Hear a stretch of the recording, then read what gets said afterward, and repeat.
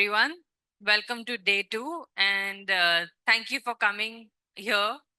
It's been an amazing day yesterday. I hope it's the same today. So today we are actually expecting a lot from y'all because y'all will be working on your lesson plans and then y'all will be presenting those lesson plans to us. That's something very exciting for us, and we look forward to hearing what your ideas are and how you will incorporate climate change into your classrooms. So I think you all should have received an email by now.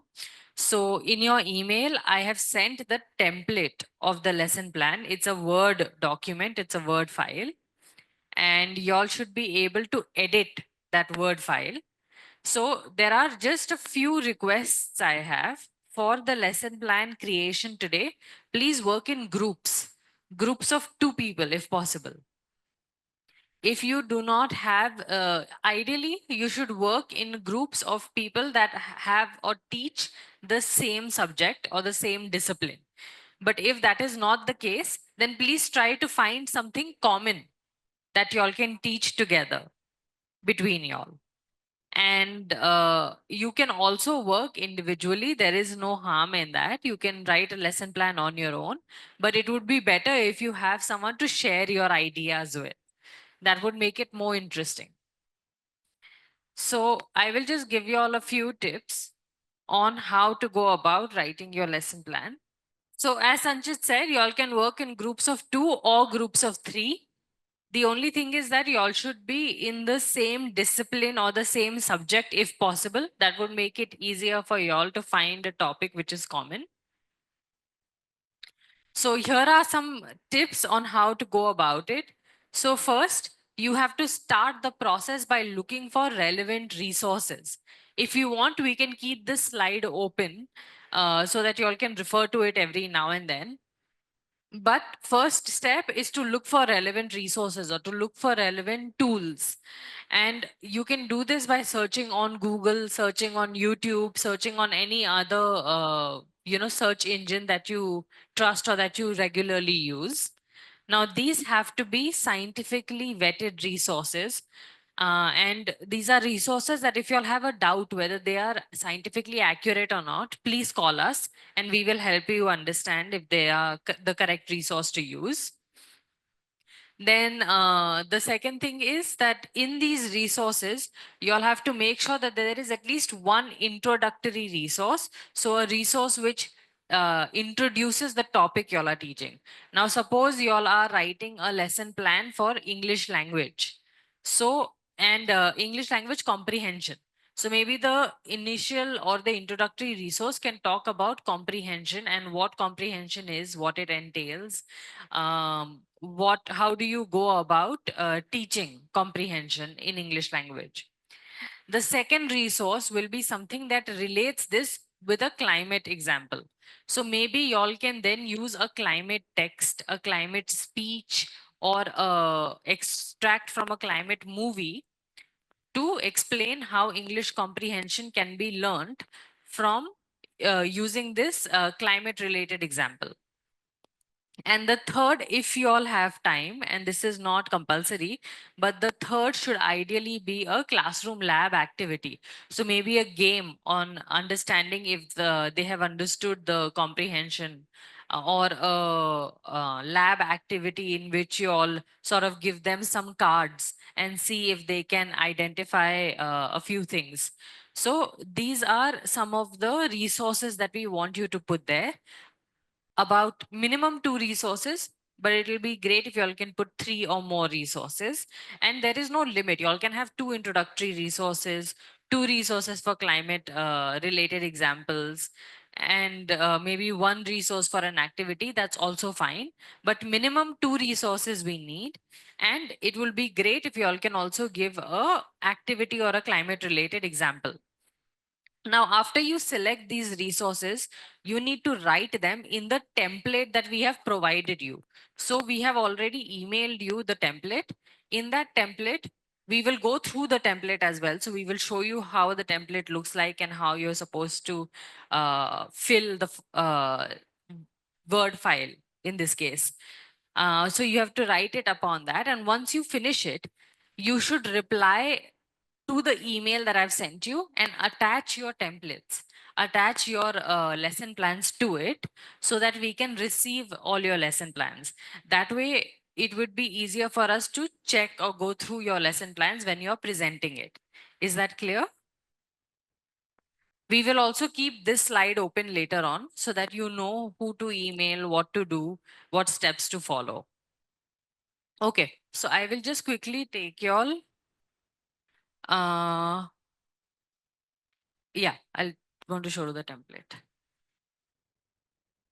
Okay, so this is the template.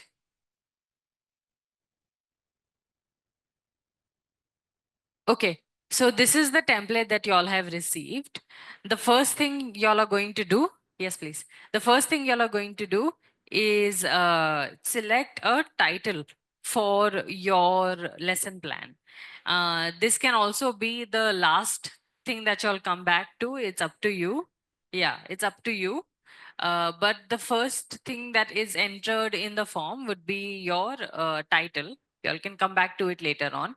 The most important thing is the second part, which is who are the contributors of the lesson plan? What is their name? What is their institutional affiliation? And what is their email? So this will be important in case we want to publish any of your lesson plans on our website. We would like to reach out to you. We would like to give you all due credit. So it would be really helpful for us to know who has written the lesson plan and what are their email addresses so we can reach back to you. Next, can you scroll down?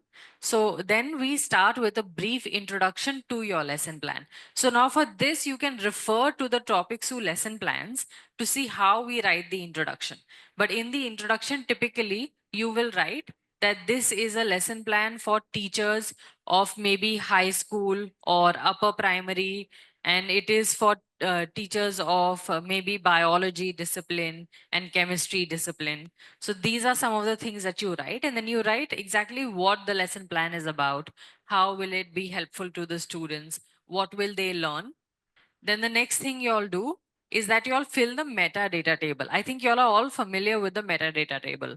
Does everyone know what a metadata table is? Yes? So it is the table, the about table that you all went through yesterday in our resources. So yes, that is called the metadata table, and that is exactly in this format. You have to enter the grade level, you have to enter the disciplines, you have to enter what topics within or key topics within the discipline, then what are the climate topics. All of these things you all have gone through yesterday when you all reviewed the lesson plan. So it's nothing new, nothing different. It's just that now you have to fill the data on your own. After that comes the content of the lesson plan. So this is where you have to write the name of the resource, set complete with the URL of the resource. So you should enter the URL or the link of the resource so that we can cross check it, and then write a little bit about that resource. So summarize the resource, summarize what the resource is about, summarize what are the key takeaways of the resource, what are the key messages, what is it that it teaches. And y'all can do this for n number of resources. Now we've only given 4 columns, but y'all can increase the rows, and y'all can increase how much you want to add about the resource. And then next, you have questions. So you write questions that you can ask students, or that teachers can ask students if they are using your lesson plan. So what is it that the students will be able to answer after using your lesson plan? What is it that they will learn? What will be their take home message? The next is learning outcomes, and this is actually targeted to teachers. So now what will the students learn? What will be the main take homes for them? It will be your learning outcomes that you will write for the teacher, so that a teacher can look at the learning outcome and decide whether she or he wants to go through the lesson plan or not. And at the end, y'all will have additional resource if you have any. But if you think that there are some readings or resources that students can do at their own time at home as homework or as something that they want to learn additionally, then you can add that to the additional resources. Otherwise, y'all can go directly to credits, where y'all have to credit, or where you have to write where you took the resource from.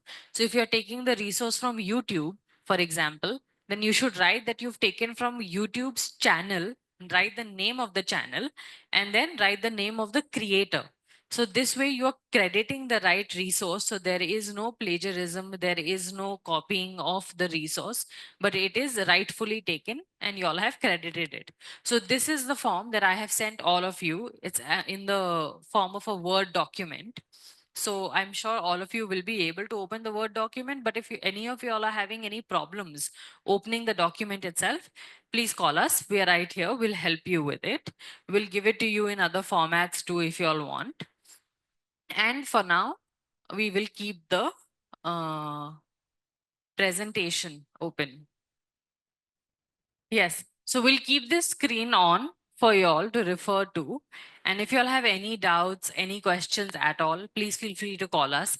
If you all are not sure if a resource is scientifically vetted, if it is accurate, then please let us know. So please reach out to us in case of any doubts. Any questions about this? So I will just like to tell you that you all have until lunch break to work on this. So we break for lunch around 1:30. Okay, we'll try to break for lunch around 1. If you're not done, we can extend it a little bit. But after lunch will be presentations. So I will tell you how to present later on, but after lunch, you all will be presenting all the lesson plans you all wrote. So you all only have until lunchtime. So please keep that in mind. Please keep a note of that. So right now it's 10:30 and you all have until 1 o'clock to write your lesson plans. Okay? All right. Please call us for any questions, any doubts, anything at all. And now you can sit in groups of 2 or 3 or 4, how much ever the way you want to design your lesson plans. Do sit in groups, and so that you have the opportunity to discuss it with your peers about what the lesson plan you're going to design and how you are going to develop it together. Okay.